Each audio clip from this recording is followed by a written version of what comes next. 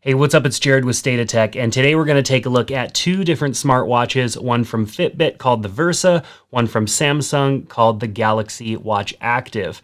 Now, the watches do a lot of things that are very similar, but there are some differences, and that's why I wanted to talk about them. I think a lot of people assume that a Samsung watch is only good for Samsung phones or perhaps maybe Android, and they don't think that this watch actually can be used cross-platform. Even if you're on an iPhone. Just like the Fitbit you can use on iPhone or Android, the Samsung Watch definitely allows for that as well.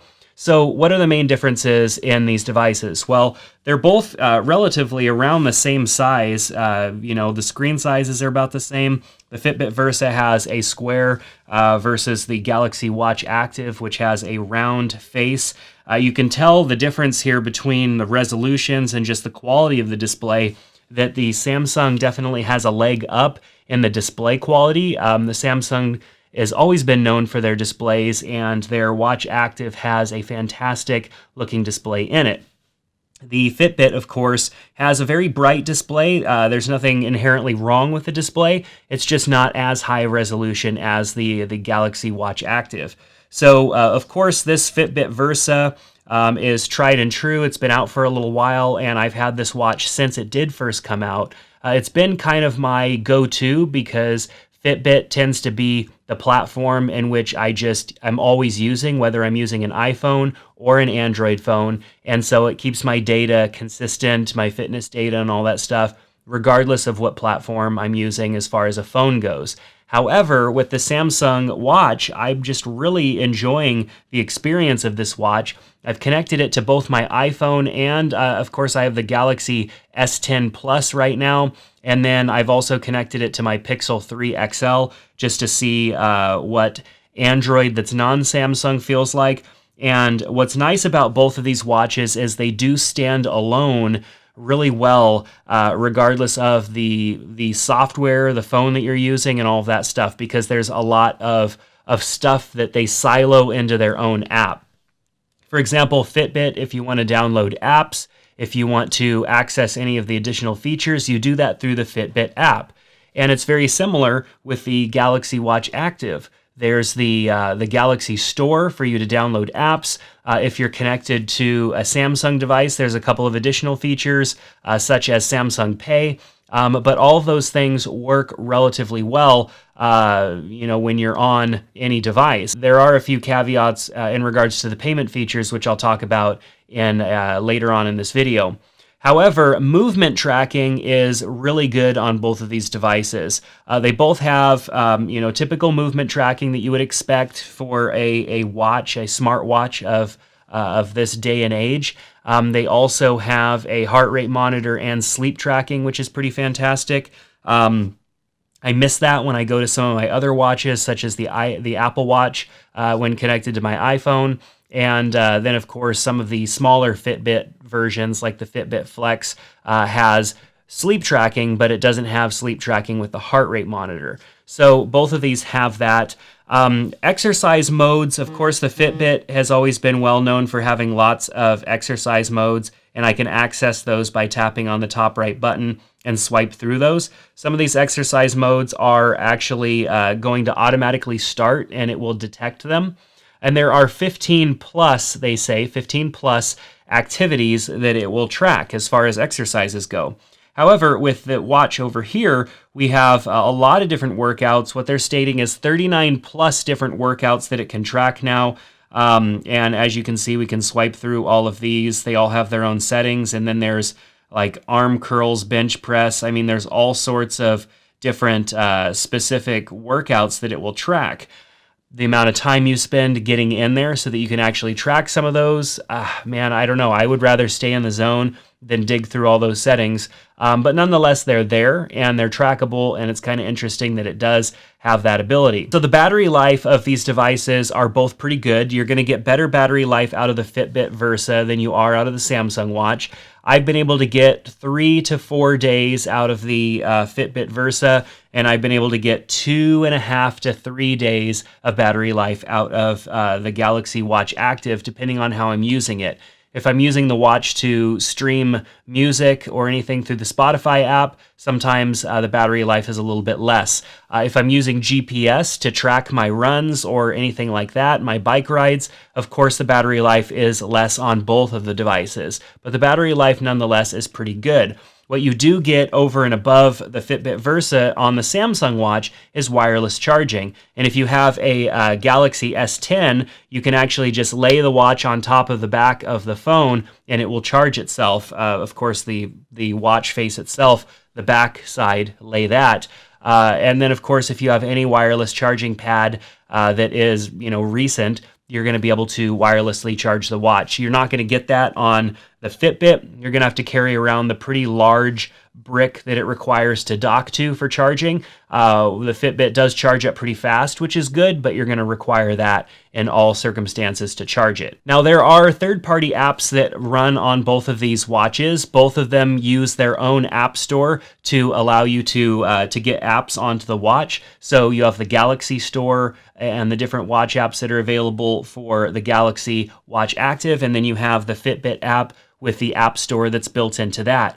Now, Fitbit hasn't had a whole lot of apps, and there aren't still a whole lot of apps available. There aren't a whole lot either for the Galaxy Watch, but the apps that are for the Fitbit are fairly limited, kind of cut and dry. Apps that I typically have used on the Fitbit Versa is the Starbucks app, which is very limited. It's just the Starbucks card. It doesn't tell you your balance or anything like that.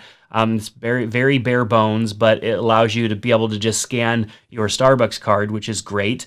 If you have, any other apps installed, they are okay. There's an Uber app, but it's very slow and kind of laggy. There's a Pandora app, which is great if you use Pandora, but if you use Spotify or any other music app, you're going to be out of luck. You're only going to be able to sync music to the watch, and the watch has limited storage, and you also have to sync your music using the Fitbit app.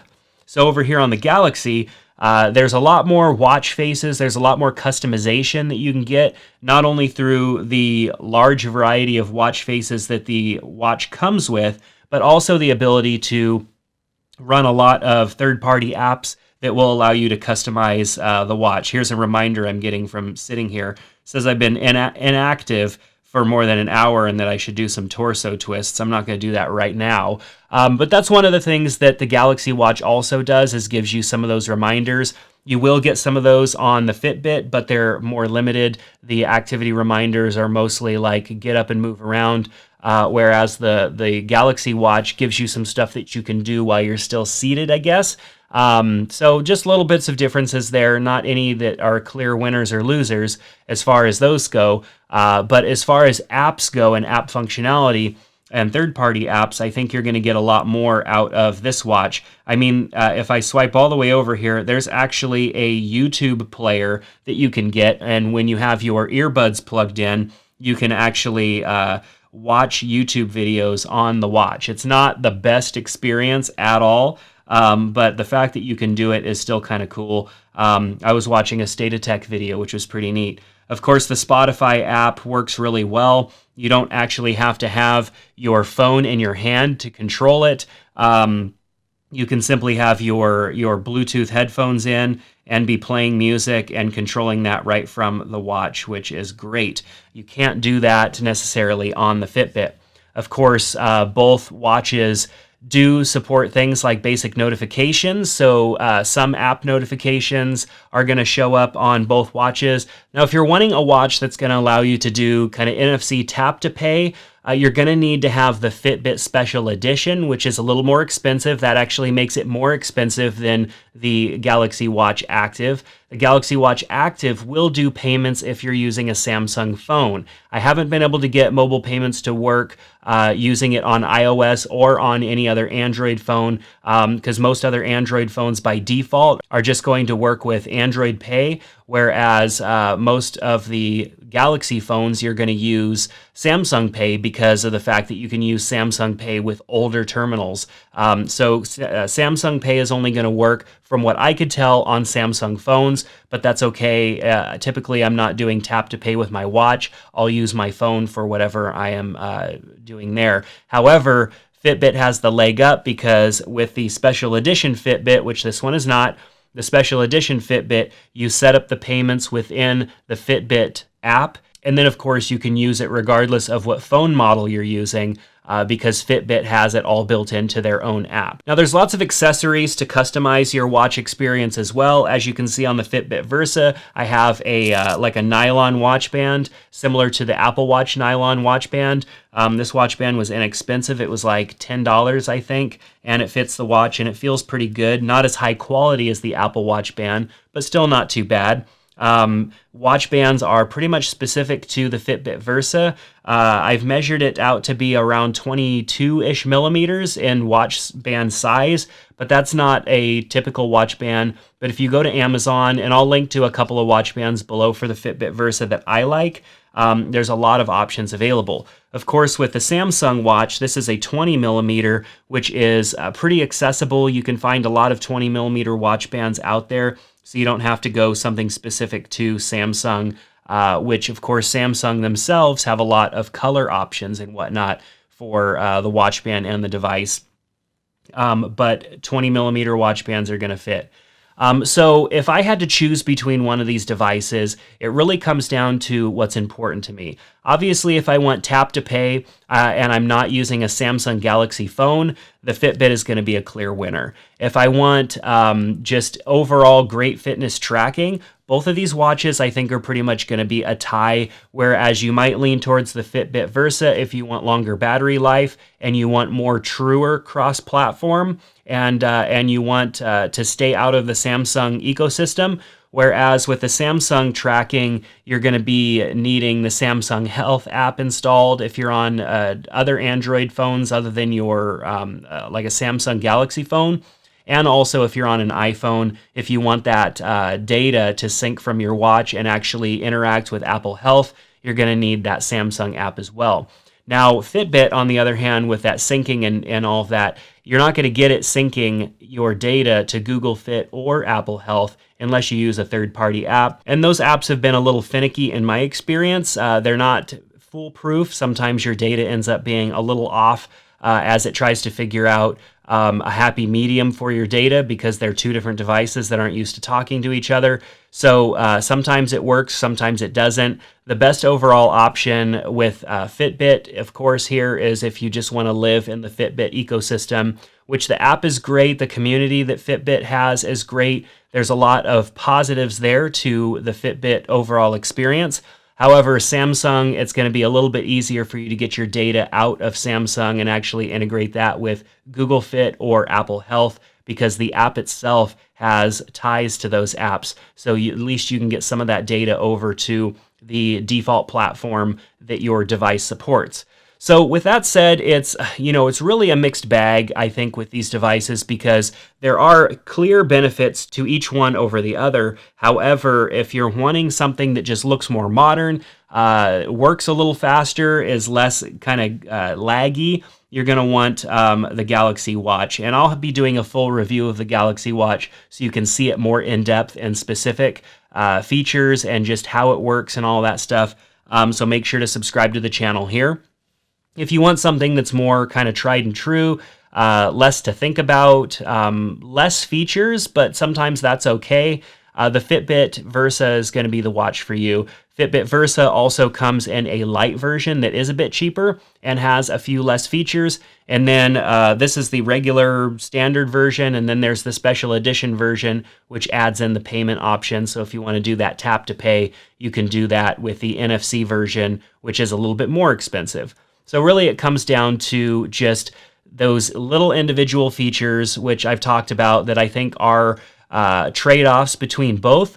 If I had to choose only one and I couldn't have both, I probably would go with the Fitbit Versa just because it's a little bit more of a standalone platform. I don't have to worry so much about having multiple apps installed to have things happen if I'm on something other than a Samsung phone. And then, of course, just the ease of it being cross-platform. If I jump between a Android phone and an iPhone, the process, I don't have to reset my watch to sync it from one phone to another. I just simply have to have the app installed and maybe repair the Bluetooth and that's basically it. Whereas on the Samsung Watch, and this is pretty much for all other smartwatches, if you want to sync it to a new device, a lot of times you have to completely reset the watch and then set it back up again, which is kind of a bummer, but it just is the way that it is. At least with the Samsung, it does allow you to back up your settings. So you could back up your settings and then restore your settings, but it's still a process that you have to go through when moving between devices.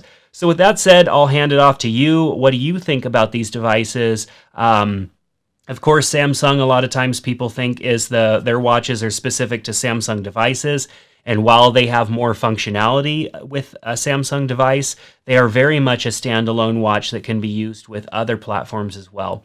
The Fitbit Versa, of course, being great as well, and being maybe a little bit more cross-platform. But hey, that's just the nature of how these are built. Of course, Samsung, being that they have their own phones, are going to give it a little bit more if you're working with their own phones.